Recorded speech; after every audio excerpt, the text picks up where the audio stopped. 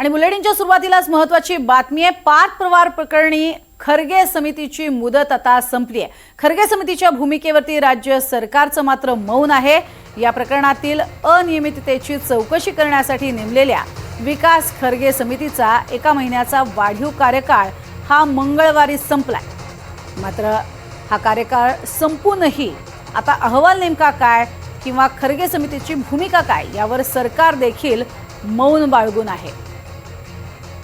मध्यंतरी गाजलेलं नुकतंच पार्थ पवार प्रकरण आणि या प्रकरणामध्ये एक समिती नेमण्यात आलेली होती, जेणेयोगे कोणाची चूक आहे, कशा पद्धतीने हा सगळा व्यवहार झाला, जमीन व्यवहार करताना नेमकं यामध्ये कोण दोषी आहेत, अशा सगळ्या संदर्भातला हा अहवाल येणं खरं तर स्पष्ट होणं हे अपेक्षित आहे। मात्र खरगे समितीचा अहवाल त्याला दिलेली 1 महिन्याची मुदत ही संपलेली आहे। मात्र या अहवालावरती आळीमिळी गुपचिळी सध्या पाहायला मिळतेय सरकारकडून।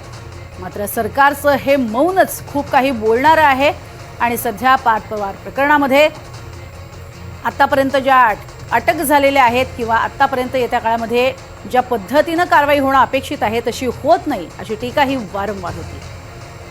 अधिक माहिती घेऊयात राहुल कुलकर्णी यांच्याकडनं। राहुल, अहवाल मंगळवारी येणं अपेक्षित आहे, काय अधिक माहिती? होणं अपेक्षित होतं। आज बुधवार आहे, ती मुदत संपली आणि त्याच्यानंतर सुद्धा सरकारनं काहीच भूमिका जाहीर केलेली नाही। 1 महिन्याची मुदतवाढ देऊन 2 महिने संपले। अत्यंत सरळ साधी कागदपत्र समोर आहेत आणि न्यायालयाने कालच प्रज्ञानमत असं नोंदवलंय की प्रथम दर्शनी ही सरकारी जमीन कोणत्याही मंजुरीशिवाय आणि मुद्रांक शुल्क न भरता विकली गेली आहे आणि असं म्हणत न्यायालयाने शीतल तेजवानीचा जामीन अर्ज फेटाळला। पण ह्या सगळ्यात मुख्य आरोप जो आहे तो पार्थ पवारावरती आहे। अजित पवारांचे ते चिरंजीव आहेत, त्याच्याबद्दल जी खरगे समिती स्थापन झालेली होती तिचा अहवाल काही आलेला नाहीये।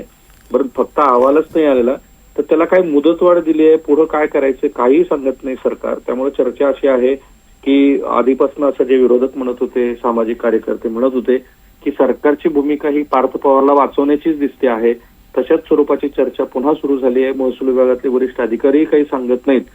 विरोधी पक्ष कितीही टीका करत असले तरी सरकार मात्र या सगळ्या संदर्भामध्ये मौनात आहे आणि खरगे समितीचा अहवाल कधी येणार असा प्रश्नच आहे। नक्कीच, तुर्तास धन्यवाद राहुल या संपूर्ण माहितीसाठी।